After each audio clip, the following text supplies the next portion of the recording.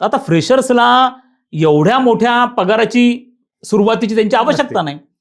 मग त्यांनी काय केलं की 65,000 अॅन्युअली, म्हणजे वर्षाचा $65,000 तर $85,000, $1,00,000 असे पण सॅलरीचे पॅकेज ऍक्सेप्ट करायला सुरुवात केली.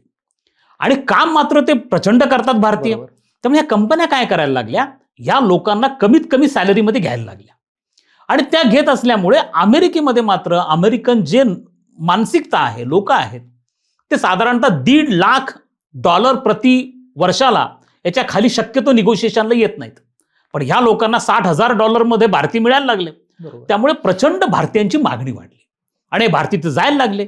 आणि त्यामुळे तिथं वातावरण असं तयार केलं गेलं की भारतीयांमुळे अमेरिकन लोकांचे जॉब जात आहेत. आणि मग त्यांनी आता असं केलं की त्याच्यावरती रेस्ट्रिक्शन आणले. त्याची फीस जी होती पहिले $960 होती. $960. त्या H1B व्हिसाची. आणि ती कोण घ्यायचे, म्हणजे तुम्ही एम्प्लॉयर आहात आणि मी एम्प्लॉई आहे. तुम्ही मायक्रोसॉफ्ट आहात आणि तुम्हाला माझी गरज आहे, तर $960 मायक्रोसॉफ्ट भरायची. ओके, अमेरिकन गव्हर्नमेंटला. तर आता झालं की त्यांनी काय केलं की ती 960 वरनं फी $1,00,000 केली. डायरेक्ट $1,00,000. ओके, आता $1,00,000 झाल्यानंतर ते पैसे तुम्हाला भरायचे, मला तर भरायचे नाही आहेत, ते एम्प्लॉयरला भरायचे. आणि त्यामुळे त्यांनी पहिला दणका असा मारला की त्यांनी फीस वाढवून टाकली.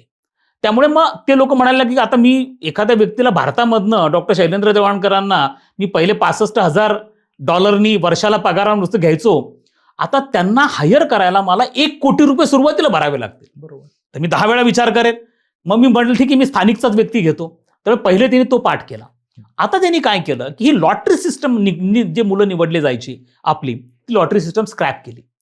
आता त्यांनी वेज सिस्टम केली, वेज बेस्ड सिलेक्शन सिस्टम केली. म्हणजे काय की साधारणतः वेज 1, वेज 2, वेज 3, वेज 4 आणि वेज 5 म्हणजे हायली स्किल्ड. आता जो वेज 5 वाला आहे, ज्याचा सॅलरी साधारणतः $2.5 लाख प्रति वर्षाला आहे, त्याला जास्त प्रेफरन्स दिला जावा अशा स्वरूपाच्या तरतुदी केल्या, त्याला जास्त चान्स दिले. त्यामुळे जेणेकरून 65,000 $75,000 प्रतिवर्ष डॉलरला जे मुलं हायर करून तिकडे जायचे ते आता कमी होतील.